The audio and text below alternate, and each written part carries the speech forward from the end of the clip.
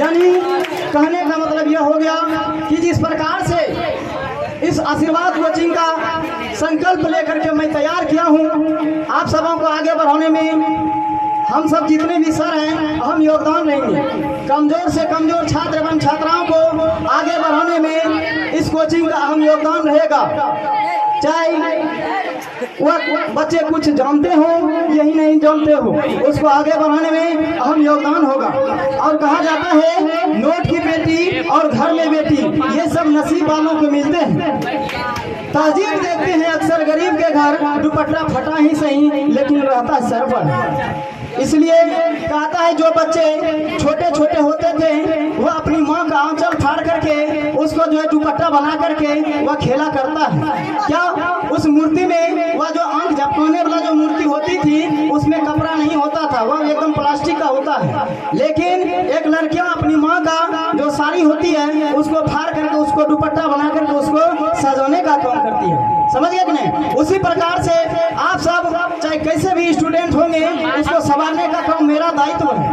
समझ गए कि नहीं? उसके बाद कहता है दुनिया वो किताब है जो कभी नहीं पढ़ी जा सकती, मुसीबत वो उस्ताद है जो सब कुछ सिखा देता है। यानी कहने का तात्पर्य है कि जब तक परेशानियां नहीं होगी तब तक कोई चीज संभव नहीं होगा।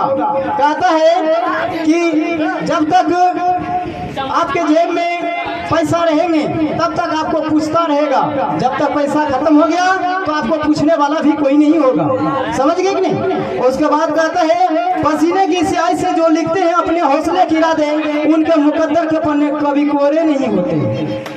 यानी शिक्षक और शरत दो ऐसे चीज होती है जो अपने मार्ग पर रह करके दूसरों को रास्ता दिखाने का प्रयत्न करते हैं। यानी जिस प्रकार से आप सब यहाँ पर आए हुए हैं और हम आप सबों को बारीकी से आप सबों को पढ़ाने का काम करते हैं और कुछ शिक्षा देने का काम करते हैं। लेकिन यह बता देता हूँ कि इस आशीर्वाद कोचिंग में किताबी के अलावा सामाजिक ज्ञान भी दिया जाता है, ताकि आपको कहीं भी आप यदि नहीं भी सेटल हुए, यदि सेटल भी हो गए तो किस प्रकार से किस व्यक्ति से बिहेव करना है उसकी सारी जानकारी दी जाती है। उसके बाद कहते हैं अपनी मंजिल को भुला कर जिया तो क्या जिया, है दम तो उसे पाकर दिखा, लिख दे तू अपनी खून से कामयाबी की कहानी और बोल उस किस्मत को बोल, दम है तो कैसे मिटा कर दिखा।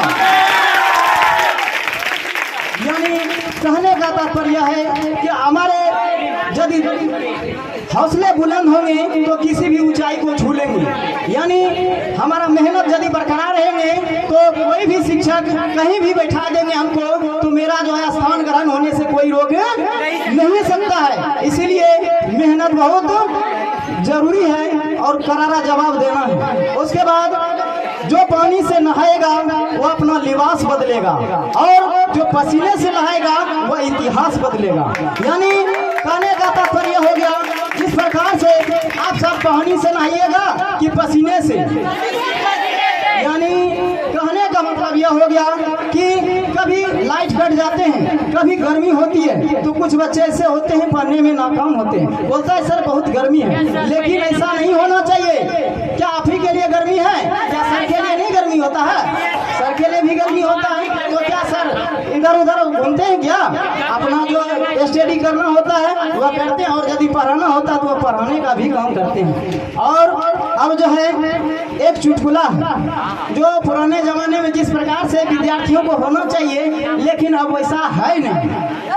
समझ गए? वह चुटकुला है, कहता है काक चेष्टा बको ध्यानम स्वान निंद्रा तथैव च अल्पहारी गृह त्यागी विद्यार्थी पंच लक्षणम। यानी जिस प्रकार से कहता है काक चेष्टा कौवे के तरह हर हमेशा दिमाग चंचल होना चाहिए और बको ध्यानम बौगला के तरह हर हमेशा नजर गराए रखना चाहिए। उसके बाद स्वान निंद्रा जिस प्रकार से कुत्ता होता है, कुत्ता का हर हमेशा आहट से ही वह जग जाता है, तो विद्यार्थियों का वैसा ही काम होना चाहिए। उसके बाद कहता है अल्पहारी यानी कम भोजन करना चाहिए। उसके बाद कहता है कि रीत यागी यानी घर से बाहर रहना चाहिए। उसके बाद यह पहले के विद्यार्थियों में था लेकिन अभी के विद्यार्थियों में क्या है? वह है फिल्म चेष्टा इश्क ध्यानम घोर निंद्रा तथैव च मुर्गाहारी बोतलधारी विद्यार्थी पंच लक्षण।